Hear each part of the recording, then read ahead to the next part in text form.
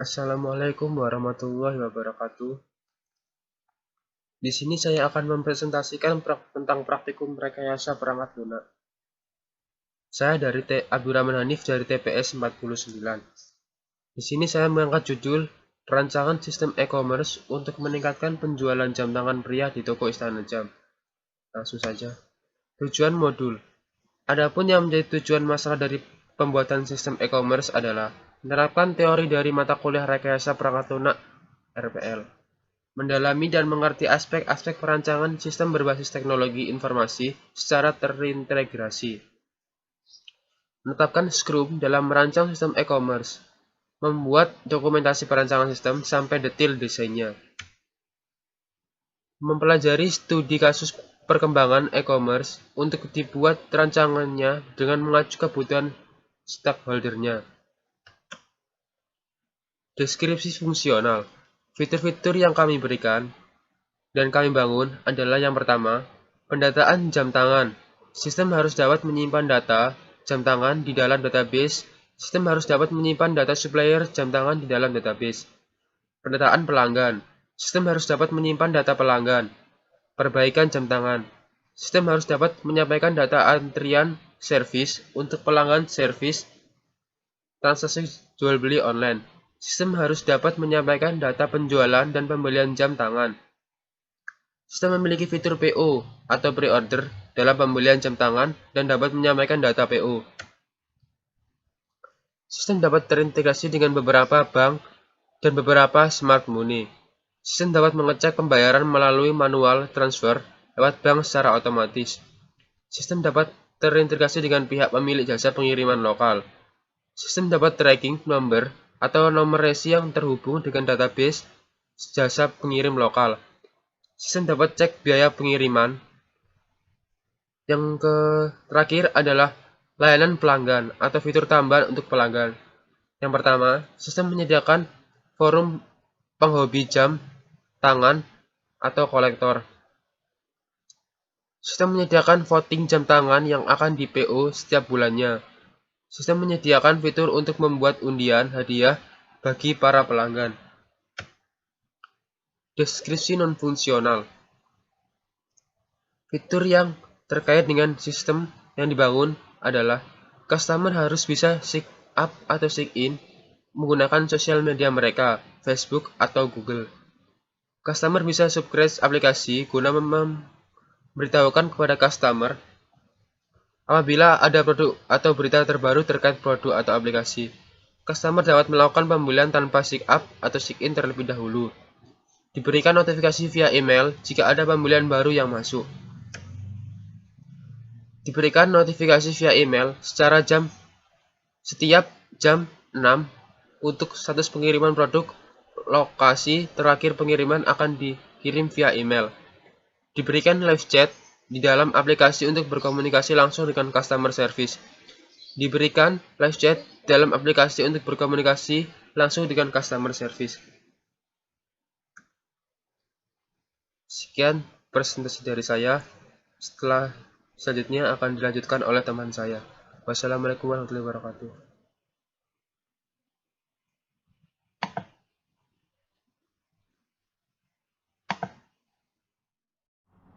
Assalamualaikum warahmatullahi wabarakatuh. Saya Fabiano Ramadhani dengan NB 146180136 dari praktikum RPL bagian TPS 49. Di sini akan saya membawa judul praktikum dengan judul perancangan sistem e-commerce untuk meningkatkan penjualan jam tangan pria di toko Istana Jam. Pada kali ini saya mendapat bagian untuk mempresentasikan bagian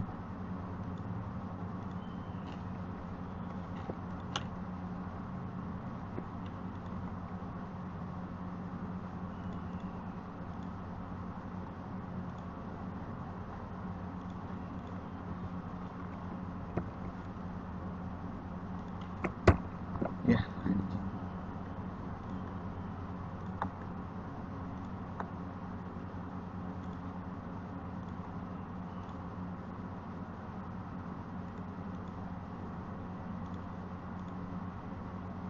Jadi ini begini, Aku langsung mulai tekan gini. Oke. Nah, aku tekan gini. Oke, pada bagian ini, pada kali ulang-ulang nih. Nah, oke, aku mulai ya. 1, 2, 3. Pada kali ini, saya Fabiano Ramadhani akan menjelaskan kelanjutan dari presentasi kali ini.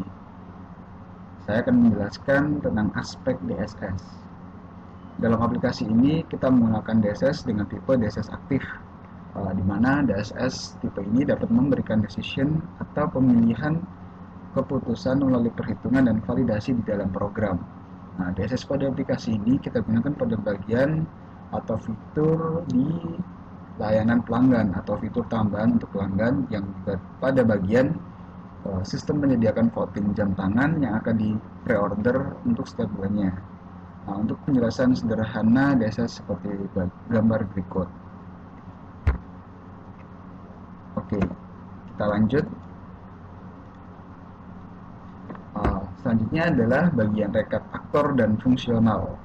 Pada aplikasi ini kita membagi menjadi 2 aktor dan fungsinya, yaitu untuk yang pertama adalah admin.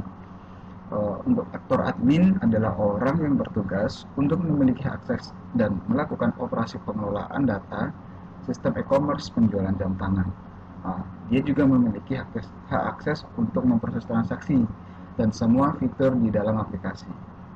Untuk aktor yang kedua adalah customer itu sendiri, yaitu customer adalah orang yang memiliki akses untuk mencari, memilih, dan bertransaksi jual jam tangan di dalam sistem e-commerce penjualan jam tangan. Oke, bagian selanjutnya adalah use case diagram. Pada aplikasi ini, use case diagram, karena kita memiliki 2 aktor, maka kita juga memiliki 2 bagian use case diagram, yaitu untuk yang pertama adalah use case diagram untuk customer. Untuk customer, kita memiliki fitur untuk cari barang, pilih barang, register, login, dan transaksi, juga menerima laporan proses transaksi untuk aktor customer. Untuk use case diagram kedua yaitu admin. Di bagian admin ada login, ada update transaksi, mengelola data transaksi, dan update data barang.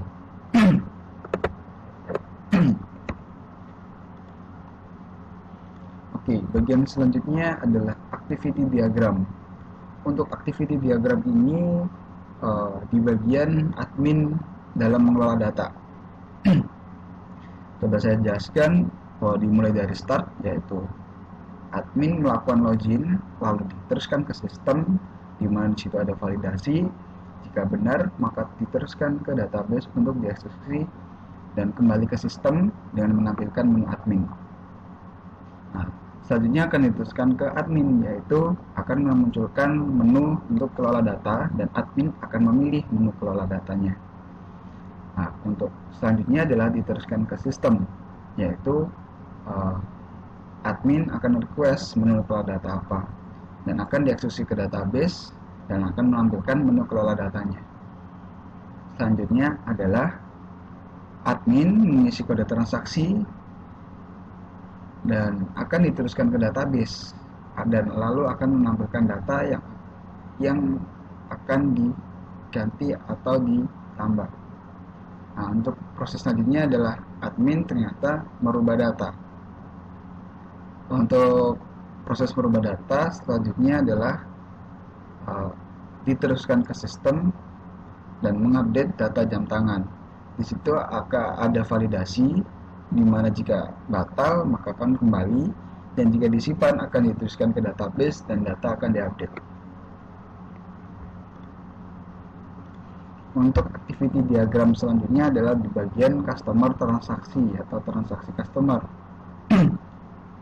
Dimulai dari start, yaitu customer memilih produk, diteruskan ke sistem, lalu akan dilanjutkan ke database, yaitu database akan mengeksekusi dan tampil deskripsi produk dan dikembalikan ke bagian customer, akan menampilkan data dan deskripsi produk. Lalu untuk customer akan melakukan checkout, diteruskan ke sistem database. Nah, lalu selanjutnya di sini ada proses login. Jadi ini sebelumnya customer belum ada login dulu. Jadi loginnya di sini. Lalu akan dilanjutkan ke bagian customer lagi. Maka dia akan mengisi form login atau register. Lalu diteruskan ke sistem. Jika batal, maka kembali ke login atau register. Jika tidak, maka akan dieksekusi ke bagian database. Nah, jika proses login atau register ini sudah selesai, maka selanjutnya adalah ada proses untuk mengisi form order. Form order, maka jika sudah mengisi, selanjutnya akan diteruskan ke sistem. Jika batal, akan kembali ke bagian form order. Jika mengkonfirmasi, maka akan melanjutkan ke database.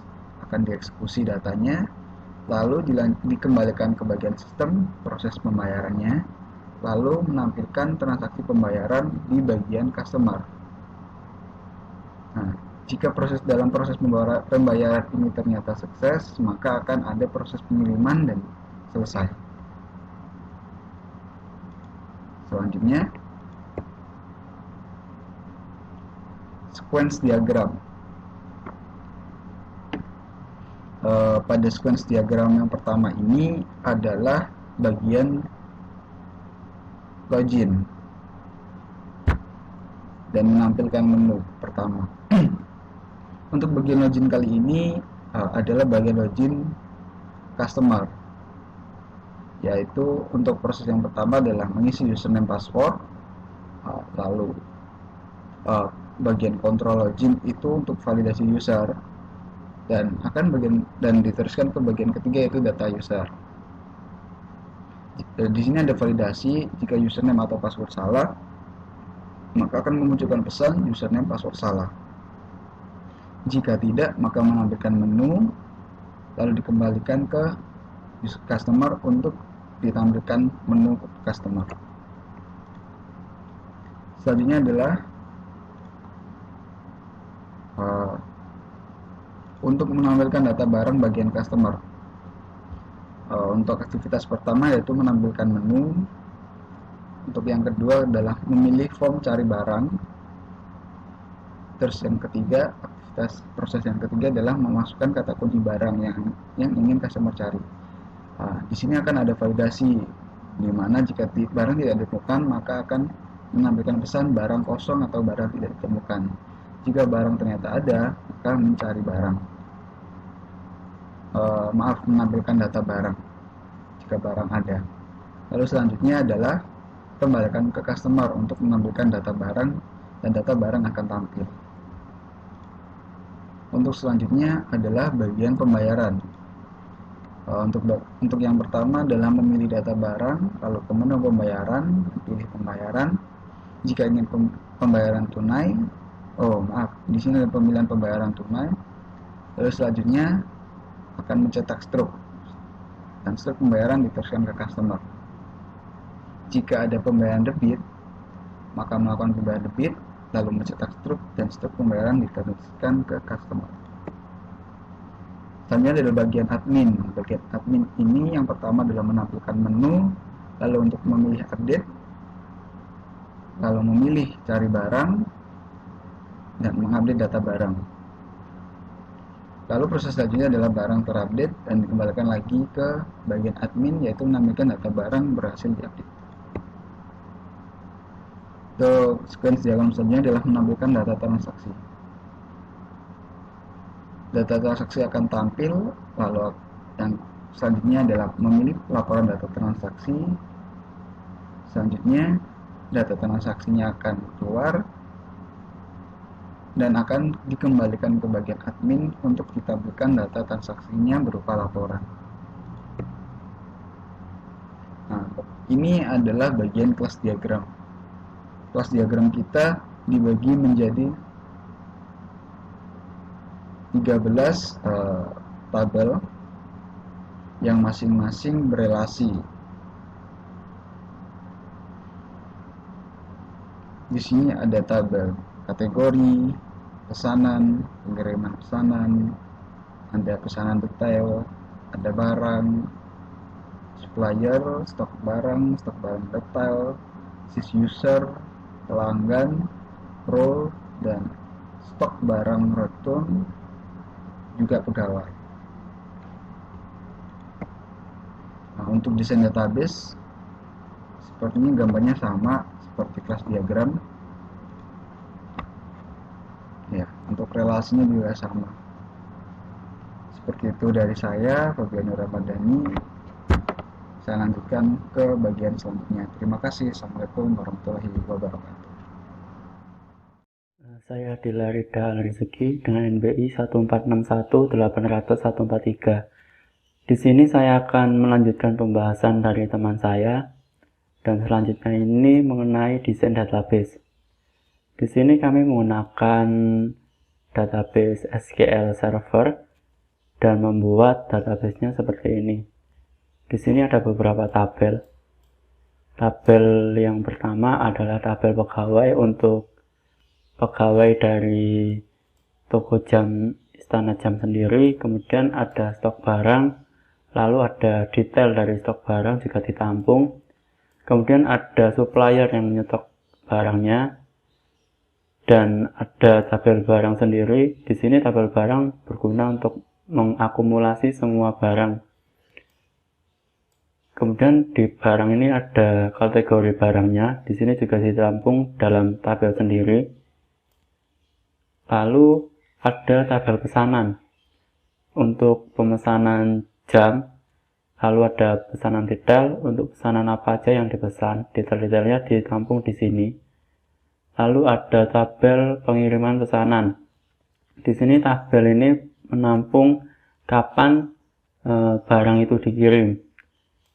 Lalu di sini ada tabel pelanggan, di mana ini yang customernya yang mau atau memesan sebuah barang, dan di sini pelanggan mempunyai user yang ditampung di dalam tabel SCS user, dan kemudian setiap user mempunyai sebuah role atau hak akses.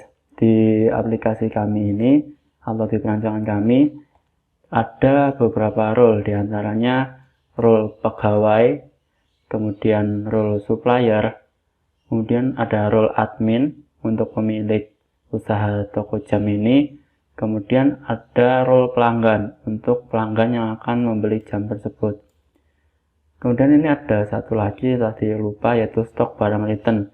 Jadi semisal barang yang dikirim supplier itu ada yang cacat, maka akan dikembalikan lagi ke supplier, dan data tersebut akan ditampung di dalam sebuah tabel stok barang return.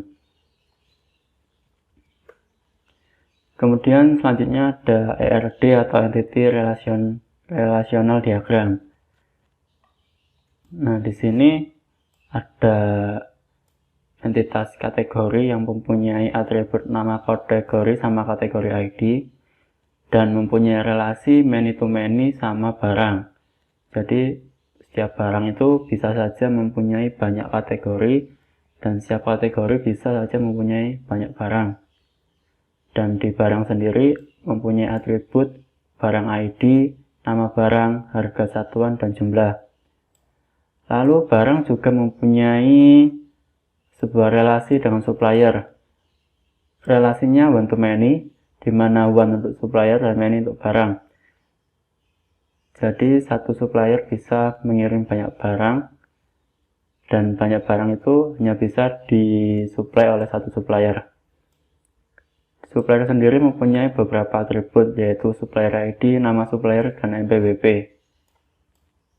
Lalu barang mempunyai relasi dengan pelanggan, yaitu pelanggan memesan sebuah barang, dan di relasi pemesanan ini menampung atribut barang ID dari entitas barang dan pelanggan ID untuk entitas pelanggan.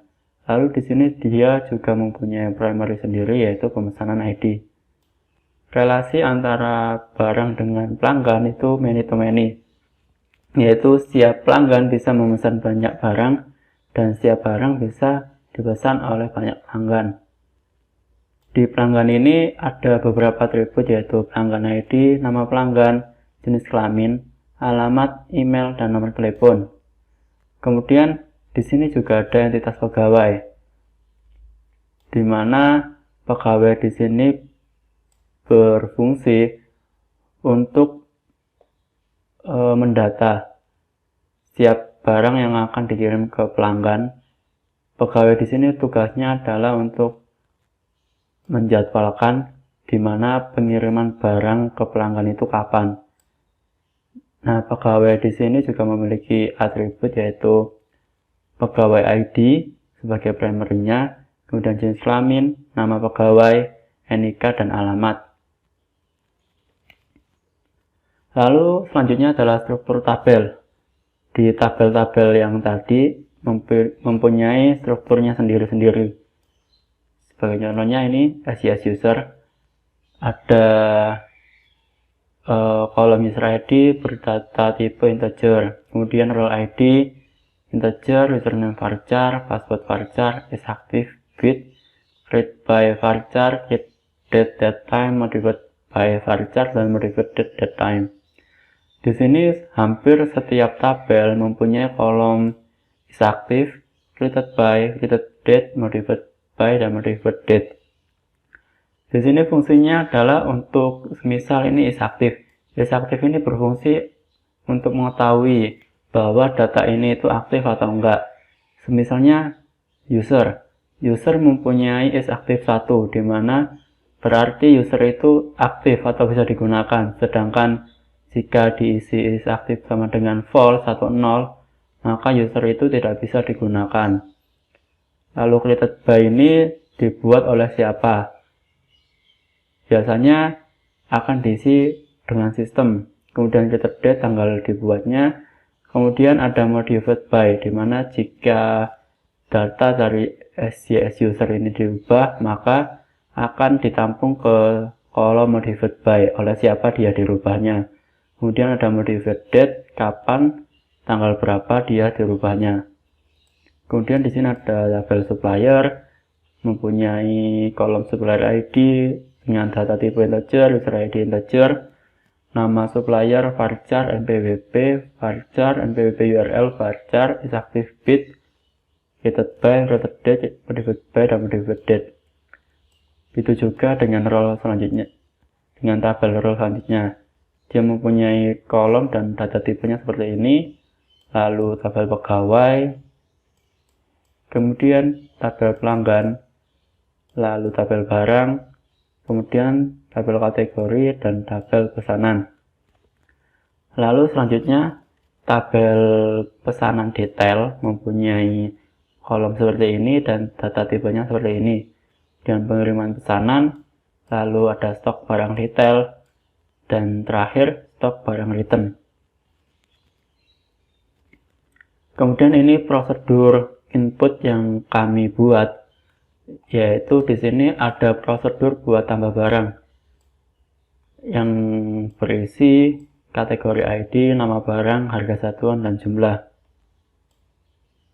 Di sini menggunakan SQL Server, jadi sintak untuk membuat prosedur barang diawali dengan create proc atau prosedur, lalu namanya apa, kemudian karena ini tambah berarti kolomnya didefinisikan terlebih dahulu. Ada kategori ID, nama barang, harga satuan, dan jumlah. Dan ini adalah add. Di sini berarti dia yang diisi. Kemudian as begin ini mulai sintaknya. Kemudian ini set account on. Kemudian ini sintaknya insert into barang. Lalu ada kolomnya. Kemudian ada isinya. Nah, ini add kategori ID. Ini mengacu ke kategori ID dan diinputkan oleh user. Begitu pula dengan nama barang, harga satuan, jumlah, dan di sini is aktif 1. Jadi setiap barang ditambahkan maka otomatis akan bisa aktif. Jadi bisa digunakan. Kemudian created by-nya dibuat oleh sistem. Kemudian created date-nya akan mengacu kepada tanggal pembuatannya dan digunakan fungsi getDate. Begitu pula untuk modified by dan modified date menggunakan sistem dan getDate. Kemudian ini contoh buat mengeksekusi prosedur yang kita buat tadi ini dengan cara exec nama prosedurnya. Kemudian ini value-nya atau nilainya. Dimulai dari kategori ID bernilai 1, nama barang, ini namanya, kemudian harga satuan, di sini harganya dan jumlahnya berapa. Kemudian di run dan akan menghasilkan comment complete successfully, yang artinya berhasil untuk dijalankan. Kemudian ini ada prosedur output. Prosedur output digunakan untuk menampilkan sebuah data. Pembuatannya juga sama, yang dimulai dengan create proc plus nama prosedurnya apa. Di sini kami membuat prosedur lihat barang, dan ini sintaknya untuk menampilkan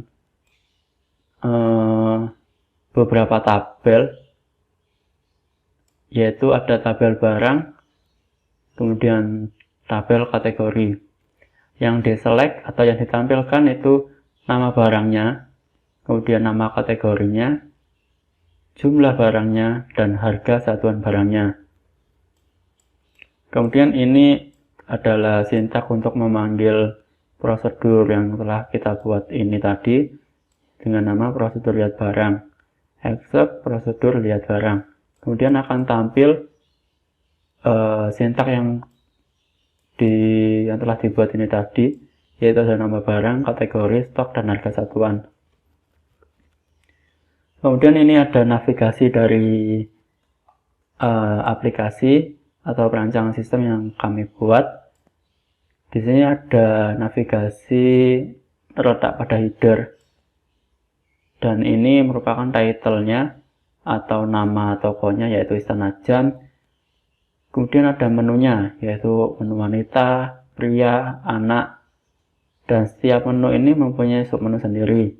Contohnya di wanita ini mempunyai submenu fosil, Casio, Guess, Sweat, Daniel Wellington, dan Marc Jacob. Kemudian ini ada searchingnya, digunakan untuk mencari, kemudian ada keranjang, notifikasi, login, sama pendaftaran atau pembuatan akun. Dan di sini ada menu sale untuk sedang yang promo itu. Kemudian ini ada desain input atau outputnya, terlihat seperti ini.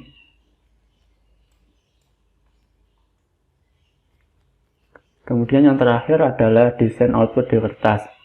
Jadi sebelum pembuatan desain tadi, dilakukan sebuah perancangan di kertas seperti ini. Ada logo, menu, kemudian ada tombol untuk pencarian, keranjang, notifikasi, login. Kemudian ini ada banner untuk produk promosi. Kemudian ada menu lagi di sini, yaitu menu untuk rekomendasi, untuk barang yang populer dan barang yang top sell.